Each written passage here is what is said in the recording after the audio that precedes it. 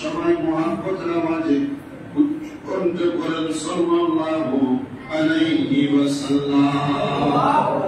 আল্লাহর দরবারে শুকরিয়া আদায় করি, মহান আল্লাহ জাল্লা শানুহু রব্বুল ইজ্জত জাল্লা জালালুহু ওয়া আম্মা নাওয়ালুহু আমাদের সবাইকে আল মসজিদু বাইতুল্লাহ আল্লাহর ঘরে এই জুমার দিনে আসার বসার তৌফিক দান করেছেন। সবাই ওইভাবে শুকর গুজার করে উচ্চ কণ্ঠে পড়ি আলহামদুলিল্লাহ। আসলে জুমার নামাজে জুমার খুতবার আলোচনায় যখন যে বিষয়টি আসে, আমরা যারা জুমার খেতাবতের দায়িত্ব পালন করি আমাদেরকে সেই বিষয়ে আপনাদের কাছে কথাগুলো বলা লাগে। আমি চেষ্টা করব আজকে আলোচ্য বিষয়ের উপরে আপনাদেরকে কিছু পরিমাণ হলেও আলোচনা শ্রবণ করানোর, আর আপনারা চেষ্টা করবেন আমার আলোচনা শোনার পর একটু পরিমাণ হলেও সে আলোচনার উপর আমল করা। আল্লাহ তাআলা আমাদেরকে সে আমল করার তৌফিক দান করুন বলে বলুন আমিন। আপনারা বলেন নামাজ কার ইবাদত? আল্লাহর আওয়াজ আসতে সারা জোরে বলেন কার ইবাদত? নামাজ আল্লাহর ইবাদত। রোজা কার ইবাদত? আল্লাহর ইবাদত। হজ কার ইবাদত? ঈমান আনা এটা কার ইবাদত? আল্লাহর ইবাদত। গভীর মনোযোগ দিবেন।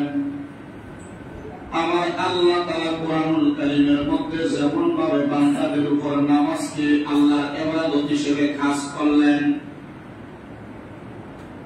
আল্লাহ তাআলার ইবাদত যে বান্দার উপর আবশ্যক করা হয়েছে সেটা হলো ফরজ। কি ফরজ? নামাজ আল্লাহর ইবাদত, রোজা আল্লাহর ইবাদত, হজ আল্লাহর ইবাদত, ঈমান আনয়ন করা আল্লাহর ইবাদত। নামাজ আদায় করা ফরজ ইবাদত, রোজা আদায় করা ফরজ ইবাদত, হজ আদায় করা ফরজ ইবাদত, ঈমান আনয়ন করা ফরজ ইবাদতের অন্তর্ভুক্ত। আল্লাহ নামাজ যদি ছেড়ে দেওয়া হয় শাস্তিটা কি হবে? আমার আল্লাহ তাআলা আমার দয়াল নবী রাহমাতুল লিল আলামিন নবীর মাধ্যমে জানিয়ে দেয় উম্মত ৩,৬৪,০০০ মতান্তরে ৬৫,০০০ বছর এক ওয়াক্ত নামাজ কাজা করার কারণে আল্লাহ তাআলা আপনারে আমারে দুজকের আগুনের মধ্যে ফুলাইব। নামাজ ছাড়লে না, শুধু কাজা করলে এই গুনাহ। যদি একটা ফরজ ইবাদতকে কাজা করার কারণে আমার আল্লাহ তাআলা আপনারে আমারে এমন গুনার ভাগীদার করে, এবার শুনেন বাবারা, নামাজ ফরজ ইবাদত, রোজা ফরজ ইবাদত, যাকাত ফরজ ইবাদত, হজ ফরজ ইবাদত। এই ফরজ ইবাদতগুলা ছেড়ে দেওয়ার কারণে আল্লাহ তাআলা আমাদেরকে জাহান্নামে ফুরাবে। আজকের জুমার আলোচনার যে বিষয় সেটা হলো পিতামাতার অধিকার। এই পিতামাতার অধিকার সন্তান পালন করা নামাজ যেমন ফরজ, সন্তান মা বাবার খেদমত করা অধিকার পালন করা তেমন ফরজ। নামাজ ছাড়লে যেমন শাস্তি হবে, আম্মা আব্বার খেদমত, আম্মা আব্বার অধিকার সন্তান যদি বুঝে না দেয় তার তেমন শাস্তি হবে। পরে হুজুর, সন্তান মা বাবার অধিকার কেমনে বুঝে দিবে? একটা সন্তান চিন্তা করা দরকার।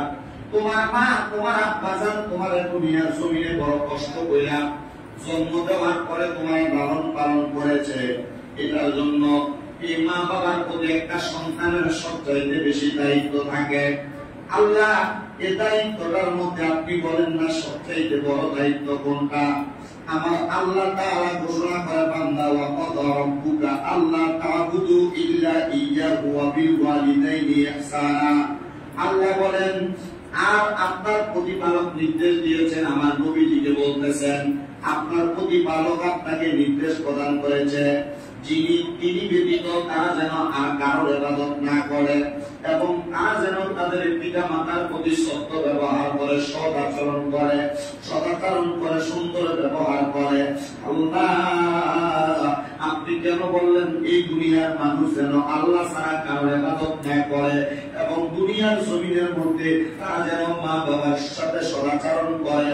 আমার আল্লাহ তাআলা কোরআনুল কারীমের মধ্যে আবার ঘোষণা করে, বান্দার দলেরা শোনো, শোনো রে বান্দার দলেরা, ওয়াবুদুল্লাহ ওয়া লা তুশরিকু বিহি শাইআন ওয়া বিল ওয়ালিদাইনি ইহসানা। আল্লাহ বলে তোমরা আল্লাহর ইবাদত করো এবং তার সাথে শিরিক করবা না, আর তোমরা তোমাদের পিতা মাতার সাথে সত্য ব্যবহার করো। আল্লাহ আপনার ইবাদত এবং শিরিক করার সাথে মা বাবার খেদমতের কথা, সদাচরণের কথা আপনি কেন আল্লাহ? আমার আল্লাহ তাআলা কোরআনুল কারীমের এই আয়াতে কারিমার তাফসীর করতে গিয়ে হযরতে আল্লামা সানাউল্লাহ রাহমাতুল্লাহ আলাইহি ঘোষণা করে, তাফসীরে বাইজাবি শরীফের যিনি তাফসীরকারক উনিও ঘোষণা করতেছে, আল্লাহর ইবাদত করলা, শিরিক করলা না, কিন্তু তুমি তোমার ঘরের মধ্যে তোমার আম্মা আব্বার সদাচরণ করলা না, আম্মা আব্বার খেদমত করলা না, আম্মা আব্বার নির্দিষ্ট পরিমাণ দায়িত্ব পালন করলা না। আমি আল্লাহ পাক রব্বুল আলামিনের পেয়ারা হাবিবের একজন গোলাম ঘোষণা করলাম, তোমার নামাজ রসাত হয়ে গেল, তোমার রোজা রসাত হয়ে গেল, তোমার হজ রসাত হয়ে গেল, তোমার সকল ইবাদতগুলো রসাত হয়ে গেল। আল্লাহ তাআলা আপনার কাছে জানতে চাই, কেন নামাজ রসাত হয়ে যায়, রোজা রসাত হয়ে যায়, হজ যাকাত দান সদকা, দুনিয়ার কোন ইবাদত আল্লাহ তাআলার কাছে কবুল হয় না। আল্লাহ পাকের পেয়ারা হাবিব মদিনার কামলিওয়ালা দয়াল নবীজির হাদিসে মুবারাকার মধ্যে কয়, একজন সন্তান তার পিতার অবদানের প্রতিদান কোনদিন অস্বীকার করতে পারে না। একজন সন্তান তার পিতা মাতা অবদান কোনদিন অস্বীকার করতে পারে না। ইয়া রাসূলুল্লাহ, ইয়া হাবিবাল্লাহ, পিতার কথা আগে বললেন, মার কথাটা কেন রেখে দিলেন? আল্লাহর হাবিব সাল্লাল্লাহু আলাইহি ওয়াসাল্লাম কয়, নবীর উম্মতের দলেরা, তোমার পিতা যদি তোমার আম্মা জানকে বিবাহ না করতে, তোমার পিতার আঁচল থেকে, তোমার পিতার রেহেম থেকে তুমি তোমার মার রেহেমে দাঁড়াইতা না। নবী গো, বুঝতে পারলাম একজন পিতার অবদান একজন সন্তানের পিছনে বেশি। আল্লাহ নবী কয়, শুধু বেশি না, উম্মত শোনো, শোনো, যদি কোন পিতাকে একটা বাজারের মধ্যে কৃতদাস হিসেবে বিক্রি করা হয়, ওই সন্তান যদি তার বাবাকে কৃতদাস থেকে কিনা ওই বাবাটাকে মুক্ত করে দেয়, আল্লাহর কসম ওই সন্তান তার পিতার ঋণ কোনদিন শোধ করতে পারবে না। নবী গো, কেন?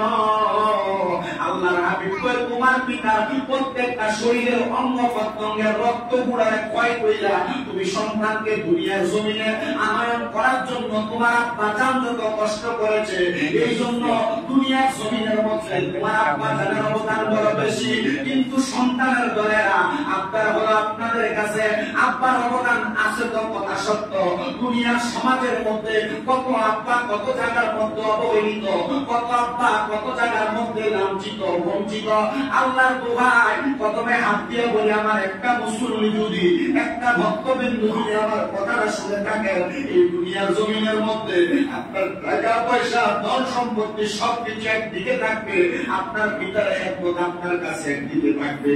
আমার নবী কয়, যদি খুশি করতে পারো, মক্কা মদিনাতে হজ করার আগে আমার আল্লাহ তাআলা তোমার আমলনামায় তার চাইতে বেশি হজের সওয়াব দান করবে। বলে কোন সুবহানাল্লাহ।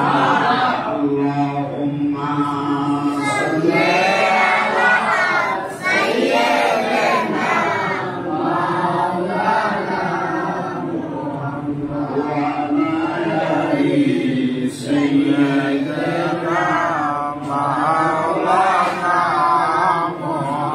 বাড়িতে দেরি হইলে জিমা ঘুমাইতো না,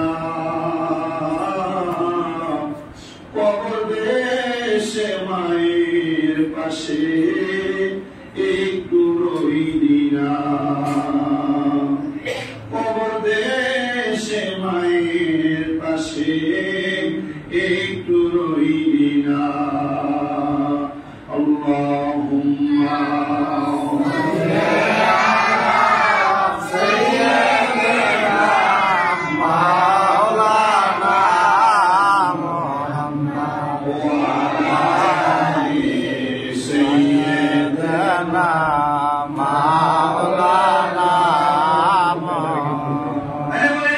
ভূমিকার অবদান আছে না নাই?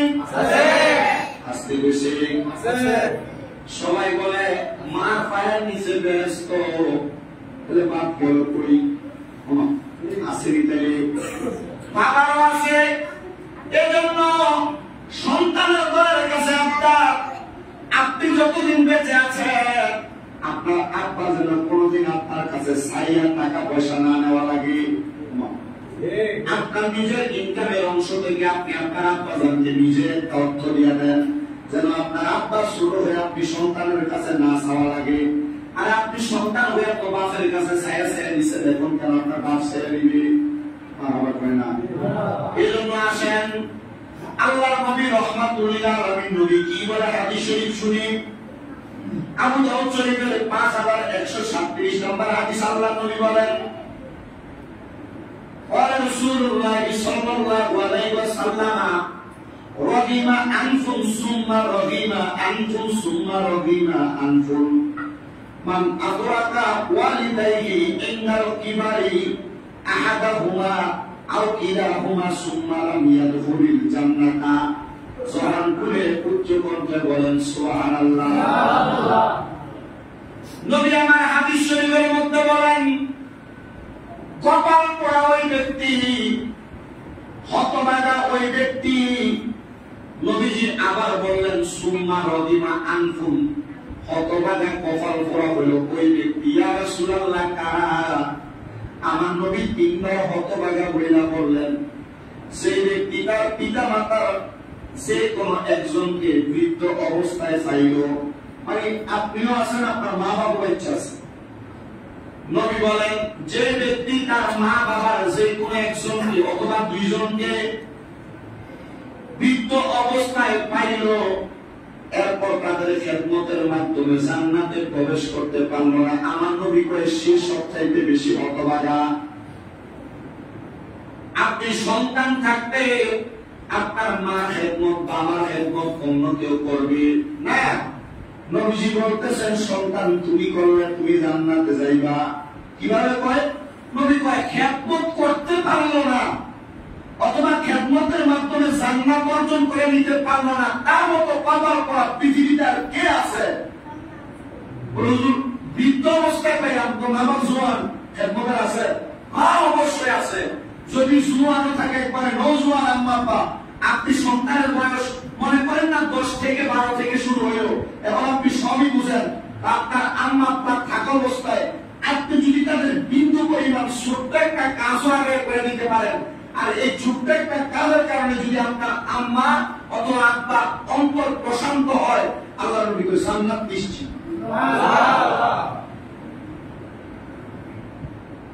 নবী আমার বলে শুধু তাই নয়, শুধু তাই নয়, উম্মত শুনো। ইয়া রাসূলুল্লাহ কি শুনায়া দিবেন? আমার নবী কয় দুনিয়ার জমিনে একটা সন্তান প্রাপ্তবয়স্ক হওয়ার পর মা বাবার খাবার দাবারের দায়িত্ব গ্রহণ করার পরে, খাবার দাবারের দায়িত্ব কি দায়িত্ব? খাবার দাবারের দায়িত্ব গ্রহণ করার পরে তাদেরকে থাকার জন্য সুন্দর আবাসস্থল দেওয়ার পরে এই মা বাপ শরীয়ত পন্থার মোতাবেক চলাফেরা করলে এই সন্তান মা বাবাকে দুনিয়ার জমিন থেকে কবর পর্যন্ত এমন খেদমতের মাধ্যমে পৌঁছে দিতে পারলে, দুনিয়া থেকে কবর পর্যন্ত মানে মৃত্যুর আগ পর্যন্ত সন্তান পৌঁছে দিতে পারলে আল্লাহ নবী বলে ওই সন্তানটা সফল কাম। নবীজি বুঝতে পারলাম ইয়া রাসূলুল্লাহ কোন কিছু আছে জানার? জি। নবী আমার বলে উম্মত আন আবি উসাইদ রাদিয়াল্লাহু তাআলা আনহু قال قال بين نحن عند رسول الله صلى الله عليه وسلم হযরত আবু উসাইদ রাদিয়াল্লাহু তাআলা আনহু বলেন একদিন আমি আমার নবীজির দরবারে বসা, আমার নবীজিকে আমি লক্ষ্য করে দেখলাম ইজিজা রাজুলুম মিন বানি সালামা, আমি দেখলাম আমার নবীর দরবারে বনু সালমা গোত্রের একজন লোক আগমন করলেন। আগমন কইরা আমার নবীকে বললেন ফাকালা ইয়া রাসূলুল্লাহ, নবী গো হাল বাকিয়া মিন বিররি আবওয়াইয়া শাইউন, বাররুহুমা বিহি বা'দা মাউতিহিমা। হে আল্লাহর রাসূল, আপনার কাছে জানতে চাই, আমরা তো আমাদের মা বাপকে, পিতা মাতাকে জীবিত থাকা অবস্থায় অনেক খেদমত করলাম, আম্মা আব্বাকে জীবিত থাকা অবস্থায় তাদের কাজে সহযোগিতা করলাম, খাবারের ব্যবস্থা করলাম, থাকার ব্যবস্থা করলাম। নবী আপনার কাছে জানতে চাই, ইন্তেকালের পরে ওনাদের প্রতি আমাদের কোনো খেদমত আছে কিনা, মানে মারা গেছেন এরপরে আমি সন্তানের কোনো দায়িত্ব আছে কিনা। আমার নবী রাহমাতুল লিল আলামিন নবী উত্তর দেয়, ওয়ালা নাম, হে সাহাবী, অবশ্যই তোমার মা বাবা মারা যাওয়ার পরে তোমার দায়িত্ব আছে। ইয়া রাসূলুল্লাহ, নবী গো, দায়িত্বটা কি? আপনি নবী আমাদেরকে বুঝাইয়া দেন। নবী আবার বুঝাইয়া দেয়, এক নাম্বার দায়িত্ব হলো আসসালাতু আলাইহিমা, তোমরা তোমাদের মা বাবার জন্য দোয়া করবা। দোয়া কাকে বলে হুজুর? দোয়া ওইটাকে বলে যখন আপনার মা মারা গেল, বাবা মারা গেল, আল্লাহর দরবারে হাত তুলে বললেন, আল্লাহ, মারা যাওয়ার পরে আমার মার কবরে তার সম্পদ দেওয়া হবে না, টাকা পয়সা দুনিয়ার কোন সম্পত্তি দেওয়া হবে না, আমি সন্তান মা বাবার সবচাইতে বড় সম্পদ। দুনিয়ার জমিন থেকে কোন মা বাবা ইন্তেকাল করার পরে দুনিয়াতে ওই মা বাবার তিনটা সম্পদ থাকে। কয়টা সম্পদ? এর মধ্যে এক নাম্বার সম্পদ হলো একটা নেককার সন্তান। একটা মা বাবা ইন্তেকাল করার পরে নেককার সন্তান যদি আমার আল্লাহ তাআলার দরবারে একবার দোয়া করে, আমার আল্লাহ তাআলা ওই নেক সন্তানের দোয়ার কারণে মা বাপকে ক্ষমা করে দেয়। বলেন সুবহানাল্লাহ। এক নাম্বার দায়িত্ব, মা বাবা মারা যাওয়ার পরে সেবা। দুনিয়াতে থাকলে মা বাবা বুড়া থাকলে, দুনিয়াতে বাইচা থাকলে ফল ফ্রুট কিনে খাওয়াইতেন, দুনিয়াতে বাইচা থাকলে সুন্দর আবাসস্থলের ব্যবস্থা করতেন। আল্লাহর নবী কয়, উম্মত বাইচা যে তোমায় মারা যেতে গেছে, সাহাবী প্রশ্ন করে, নবী মারা যাওয়ার পরে কোন দায়িত্ব আছে? নবী কয় আছে। নবী কয় এক নাম্বার দায়িত্ব কি? আমার নবী কয় মা বাবার জন্য দোয়া করা। বলেন আম্মা আব্বা ইন্তেকাল করার পরে আম্মা আব্বার জন্য বেশি বেশি দোয়া করার দরকার আছে না নাই? আছে। ইয়া রাসূলুল্লাহ, দুই নাম্বার দায়িত্ব, নবী আমার কয় ওয়াল ইস্তিগফারু লাহুমা। আম্মা আব্বা মারা যাওয়ার পরে দুই নাম্বার দায়িত্ব হলো আম্মা আব্বার জন্য ক্ষমা প্রার্থনা করা। দোয়া করা এক জিনিস, ক্ষমা প্রার্থনা করা আরেক জিনিস। আল্লাহর কাছে বললেন, আল্লাহ, আমার মা বাবার জন্য আপনার কাছে দোয়া চাই, আপনি আমার মা বাবাকে মাফ করে দেন। দোয়া চাইলেন একভাবে, মাফ চাইলেন আরেকভাবে। আল্লাহ বলে, বান্দা, দোয়ার মাধ্যমে যখন তুমি তোমার মা বাবার জন্য ক্ষমা প্রার্থনা করো, আমি আল্লাহ তাআলা তোমার মা বাবার জীবনের গুনাহ মাফ করে দেই। নবী কেন? আবু দাউদ শরীফের হাদিস উল্লেখ করা, আমার নবী কয়, আম্মা আব্বা ইন্তেকালের পরে কোন সন্তান যখন মুনাজাতের মধ্যে হাত বাড়াইয়া রব্বিল হামহুমা কামা রাব্বায়ানি সগীরা বইলা চোখের মণিকোঠার মধ্যে একটা মাছের মাথা পরিমাণ পানি ছেড়ে দিয়া আম্মার জন্য আব্বার জন্য কান্দে, ওই পানিটা মাটিতে পড়ার আগে আমার আল্লাহ তার মা বাবার জীবনের গুনাহ মাফ করে দেয়। সুবহানাল্লাহ।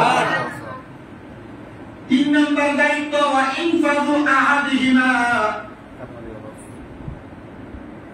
চুক্তি কার্যকর করা, তাদের কোন ওয়াদা পূরণ করে দেওয়া। আপনার মা বাবা ইন্তেকাল করার পূর্বে আপনার মা বাবার জায়গা জমি ছিল, মনে করেন আপনার বাবার 3 ঘন্টা জায়গা, আপনার বাবা ইন্তেকালের আগে 2 লাখ টাকা লিখে মারা গেছেন। আমাদের সমাজ বর্তমানে এমন একটা অবস্থায় পড়ে গেছে, মা বাবা মারা যাওয়ার পরে 60 দিন যাওয়ার আগে অনেক ভাইরা ভাগাভাগি শুরু করে, তাই না? আল্লাহ নবী বলেন, উম্মত, 3 নাম্বার, ওয়া ইনফাযু আহাদিহিমা, তোমাদের মা বাবা ইন্তেকাল করার পরে তোমাদের দায়িত্ব হলো তাদের ওয়াদা পূরণ করা, চুক্তি পূরণ করা। মানে আপনার মা বাবা মনে করেন 3 লাখ টাকা ঋণ লাগাইল, আপনার বাবার এলাকার মধ্যে জায়গা আছে 3 ঘন্টা, আপনার মা বাবা ঋণ পরিশোধ করার আগে এই জায়গা আপনি ভাগাভাগি করতে পারবেন না। এটা আল্লাহর কোরআনের আইন, রাসূলের হাদিসের আইন। আপনার যদি মন চায় 3 ঘন্টা জায়গা 1 ঘন্টা বিক্রি করলে আপনার বাবা ঋণ পরিশোধ হয়ে যাবে, 2 ঘন্টা জায়গা আপনারা ভাগাভাগি করে নিয়ে যাবেন, সম্ভব। আর যদি মনে করেন 1 ঘন্টা জায়গার দাম যা হবে, আমরা 2 ভাই 3 ভাইয়ের মধ্যে আমার আব্বার এই জায়গার অংশ আমি কিনে রাখলাম, তাই আমার বাবা ঋণ দিলাম, তাহলেও সম্ভব। কিন্তু যদি আপনি আপনার বাবার কোন ঋণ থাকে, মায়ের কোন ঋণ থাকে, আপনি পরিশোধ করলেন না, আর আপনি এই সম্পদ ভাগাভাগি করে আপনি নিরাল বসবাস করতেছেন, হাদিস শরীফের ব্যাখ্যাকারী মুহাদ্দিসিনে কেরাম বলতেছে, ওই সন্তান জালেম যারা তাদেরকে বলা হয়, জালেম রূপে তার ময়দানে মাশরে উঠবে, আর ওই সন্তানের বাবা নিজে তার কলারে ধরে তাকে দুজকের আগুনে ফেলবে, আর বাবা বলতে থাকবে, এই সন্তান আমার দেওয়া জায়গা সম্পত্তি ভোগ করেছো, কিন্তু আমি কিছু ঋণ করে রাখছিলাম, ওই ঋণ তুমি পরিশোধ করো নাই, এই জন্য তোমাকে আজকে লাঞ্ছনাদায়ক আযাব এবং শারীরিক যন্ত্রণাদায়ক শাস্তি পেতে হবে। এবার বলেন, জায়গা জমি ভাগাভাগি করার আগে মা বাপ যাদের সাথে চলতো, বাবার আত্মীয় স্বজন বন্ধু বান্ধব যারা, তারা জিজ্ঞাসা করতে হবে যে আমার আব্বাজান আপনাদের কাছে কোনো পাওনা দেওয়া আসেনি, যদি পাওনা থাকে আপনারা বলেন আমরা পরিশোধ করব। জানা যার মানে বলে কিনা, বলে কিনা, এই বলাটা শুধু বইলেই দায় মুক্ত না, পালন করা লাগবে। আল্লাহর নবী কয় ওয়াদা পূরণ করা, দায়িত্ব পালন করা। নবী বলেন শুধু তাই নয়, মিন বাদিমা ওয়াসিলাতুর রাহমিল্লাতি লা তুসালু ইল্লা বিহিমা, তাদের সম্পর্কীয় আত্মীয় স্বজনদেরকে পেয়েছে, তাদের সঙ্গে সম্পর্ক বজায় রাখা। আপনার বাবা মারা গেল, আপনার মা মারা গেল, বাবা মা মারা যাওয়ার পরে ওনাদের আত্মীয় আছে না? মনে করেন বাবা মারা গেল, বাবার ভাই আছে 2-3 জন, বাবা মারা গেল, বাবার বোন আছে 2-1 জন, ফুফু আছে, মা মারা গেল, মার ভাই আছে, মামুরা আছে, নানি ভাইয়ের মানুষ, মা মারা গেল, অনেক খালারা আছে। আল্লাহর নবী কয় মা বাবার ইন্তেকালের পরে তোমরা তাদের সঙ্গে সম্পর্ক বজায় রাখবা। এখন যে অবস্থা হচ্ছে বা হইতেছে ভবিষ্যতে, মা বাপ মারা যাওয়ার পরে, বাবা মারা যাওয়ার পরে চাচাদের লোকের সম্পর্ক ভালো থাকে না, তত বেশি, যদিও কিঞ্চিত পরিমাণ করেন 100%-এ 10% বা 15% দেখা যায় ঠিক থাকে। আর এটা না থাকার কয়েকটা কারণ হলো, মনে করেন বাবা মারা গেছে, জমি জমা ভাগ হয়ে গেছে, তো বায়ুতে তাদের নির্দিষ্ট পরিমাণ জমি জমা বুঝে নিয়ে গেছে, এখন আর এদের সাথে সম্পর্ক ঠিক করে করবে না, কারণ তার জমিতে নিয়ে গেছে, তার সাথে এখন আমার কি সম্পর্ক, এটা করা যাবে না। আল্লাহর নবী কয় তাদের সঙ্গে সম্পর্ক ঠিক রাখবা। মুহাদ্দিস আলেমগণ বলেন, যখন তোমার মা মারা যাওয়ার পরে, বাবা মারা যাওয়ার পরে, মা বাবার আত্মীয় স্বজন, চাচা জেরা, ফুফু, মামা মামি এবং বাড়ির ফুফু খালো খালা যারা, এদের সঙ্গে সম্পর্ক বজায় রাখলে তোমার একটা সৎ আচরণে, সুন্দর ব্যবহারে তারা যদি খুশি হয়, আল্লাহ তাআলা তোমার মা বাপের কবরে খুশি রাখে। নবী বলেন শুধু তাই নয়, ওয়া ইকরামুস সাদিকিহিমা, তাদের বন্ধুদেরকে সম্মান করবা। বাবা বসবাস করত দৌলতপুর এলাকায়, দোকানদারি করত বালুতুফা বাজার, চলাফেরা করত সব বাজারের মানুষের সাথে।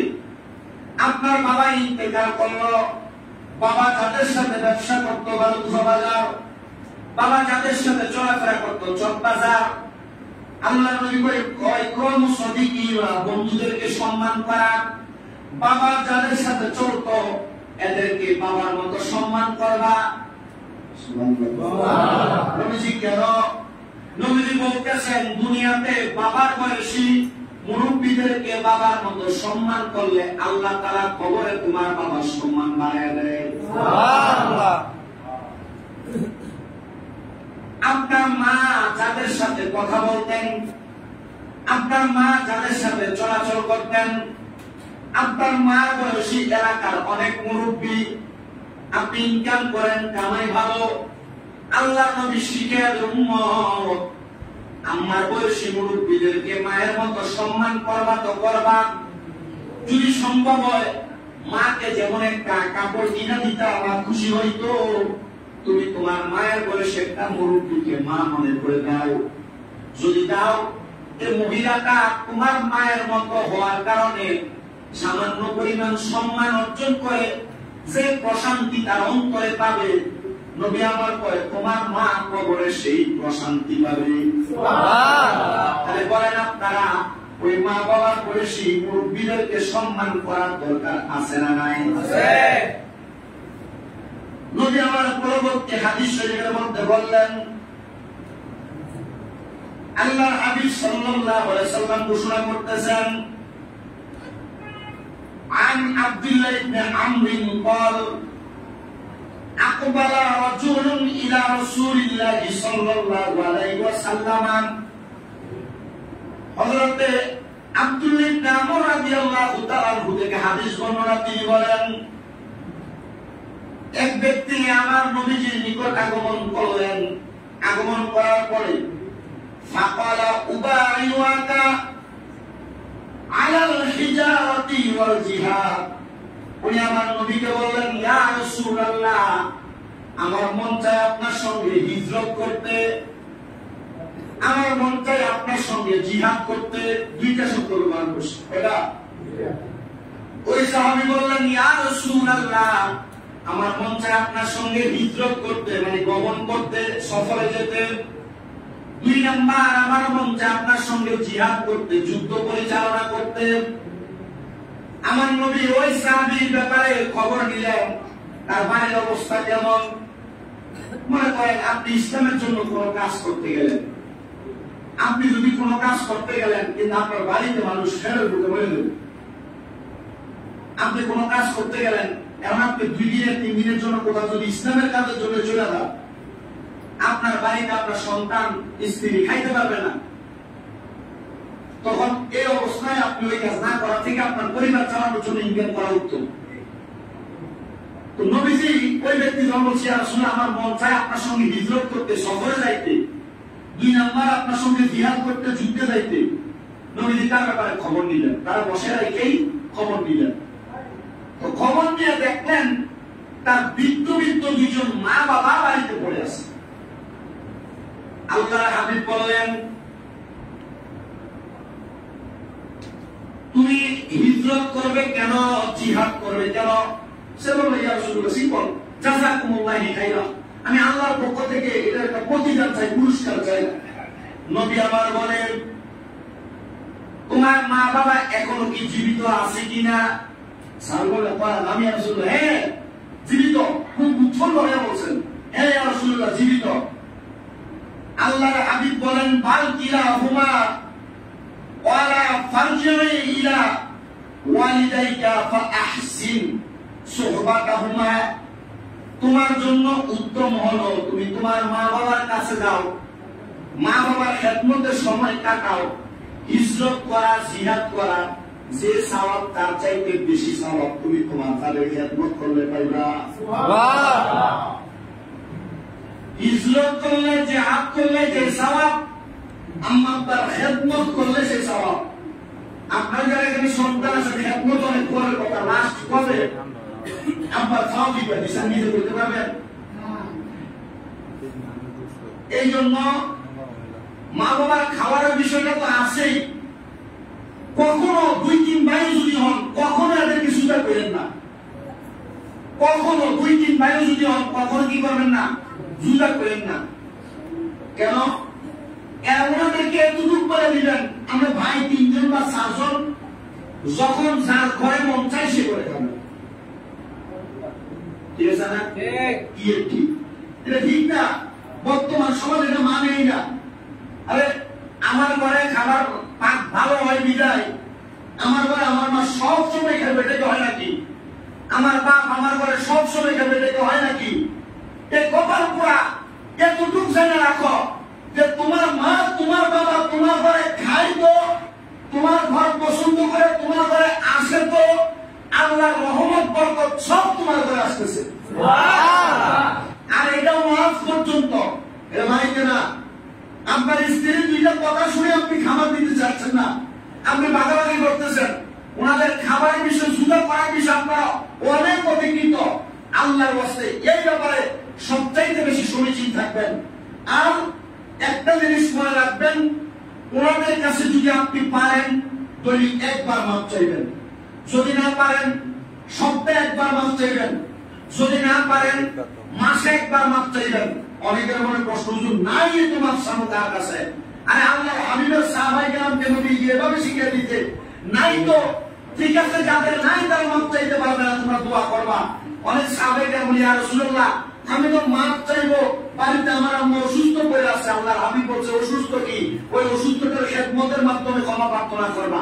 এই সাহাবী নবীজি মক্কা থেকে মদিনায় হিজরত করে আসা পর্যন্ত অপেক্ষা করে, মাগো মাপ চাইবো, পায়ে ধরবো। অনেক বড় বিষয় আমরা ফতোয়া দিচ্ছে বর্তমানে, পায়ে ধরে সালাম করা কি বলে কি বলে কি বলে, শিরক হবে না? পায়ে ধরে মাপ চাওয়া কেমন হবে না? এই ট্রেডিশন গুলা বর্তমান চালু হচ্ছে কি, যে মা বাবার পায়েও ধরা যাবে না, পায়েও ধরা যাবে না। আর আল্লাহর হাবিব কি শিখায় শোনেন, নবী মক্কা থেকে মদিনায় হিজরত করে চলে আসছেন। সাহাবী একজন এসে বলে, ইয়া রাসূলুল্লাহ আমার তো শখ ছিল মক্কায় বিজয় হয়ে গেলে আমি মক্কায় যাইয়া মক্কা শরীফের মধ্যে একটা চুমা খাবো চৌকাঠের মধ্যে। আল্লাহর হাবিব বলে, তো তুমি চুমা খেতে যাও না কেন? তাড়াতাড়ি যাও, চুমা খাও। আল্লাহর হাবিব যাবো কিভাবে? বৃদ্ধ মা বাপ ঘরে আছে, কেউ আছে বৃদ্ধ মা বাবা। নবী বলছে, তো বাড়িতে যাও, বাড়িতে যে মা বাবার কদমে চুমা দাও। ইয়া রাসূলুল্লাহ শিরক হবে না? কদমে চুমা দিলে এটা কেমন কথা হয়? আল্লাহর হাবিব বলছে, জি না, আম্মা আব্বার কদমে চুমা দিলে জান্নাতের চৌকাঠে চুমা দেওয়ার সওয়াব পাবেন। আপনি শুনতে মা বাবার লোক অন্যায় করে মাছ দিতে আপনার মন চায় না, এলাকার মানুষ ধরে নিয়ে আমার সমান লাগে। এই কথা বলতে গেল পাক করতে চান না আপনি সন্তান, আপনার যে স্ত্রী এই মা বাবার খাওয়ানো নিয়ে মন্তব্য করবে, যারা করে ঝামেলা নাই, এরা কিন্তু বিষয়গুলা কম অবগত। কিন্তু যারা 2-3 ভাই জুদা হয়ে গেছে, অথবা মধ্যবিত্ত অথবা নিম্নবিত্ত ফ্যামিলি, উচ্চবিত্ত বাতিলিরা, এই ফ্যামিলিগুলোতে ঝামেলাগুলা অ্যাভেলেবেল চলতেছে। তবে উচ্চবিত্তদের ব্যাপারে আমি সময় টিভির একটা নিউজ দেখছি কয়েকদিন আগে, বিবিসির একটা নিউজ দেখছি। উনি বলতেছে, আমার ছেলেকে যখন আমি বিবাহ করেছি 1 লক্ষ টাকা শুধু কনভেনশন হল ভাড়া নিছি। ওই ছেলেকে পড়ালেখা করানোর জন্য আমার 48 লক্ষ টাকা খরচ হয়েছে। ওই ছেলেরা আমি ভালো হসপিটালাইজ বানাইছি, ভালো একজন ডাক্তার বানাইছি। ওই বাবা এখন কোথায় বিদেশ? এক মহিলা নিজে বলছে, আমার 2 মেয়ে কানাডা থাকে, 1 মেয়ে আমেরিকাতে থাকে। ওই মা এখন বৃদ্ধাশ্রমে। উচ্চবিত্তর কথা বাদ দিলাম, তবে যাদের সিনার ভিতরে আল্লাহ তাআলার ভয় আছে, ওই মা বাবার প্রতি সদাচরণের নিয়ম আছে, ওই ব্যক্তি কোনদিন এই পথগুলা ত্যাগ করবে না এবং ওনাদের প্রতি সদাচরণ ভালো ব্যবহার করবে। আল্লাহ তাআলা কোরআন তৌফিক দান করুন। যদি আপনার লাখ টাকাও ক্ষতি হয়ে যায়, লাখ টাকাও ক্ষতি হয়ে যায়, ওনাদের অন্যায় দেখবেন আপনি চুপ থাকার চেষ্টা করেন, দেখবেন ঠিক হয়ে যাবে। চুপ থাকার চেষ্টা করেন, দেখবেন ঠিক হয়ে যাবে। আল্লাহ বোঝার তৌফিক দান করুন। তবে অনেক মা বাবা তাদের খাইচ্ছন্দের দোষে সন্তানের কাছে অবহেলার পাত্র হয়। ইনশাআল্লাহ আগামী সুমার আলোচ্য বিষয় হল সন্তানের মা বাবার প্রতি হক, মা বাবার সন্তানের প্রতি মা বাবার হক। আপনি কোন খাদ্য ত্যাগ করলে আপনার সন্তান আপনারে সুন্দর সদাচরণ ভালো ব্যবহার করবে এবং গুণাও যদি হয়ে যায় আপনার সন্তান আপনার ভালো এনে দেবে না। ইনশাআল্লাহ বিষয়গুলোর উপরে আগামী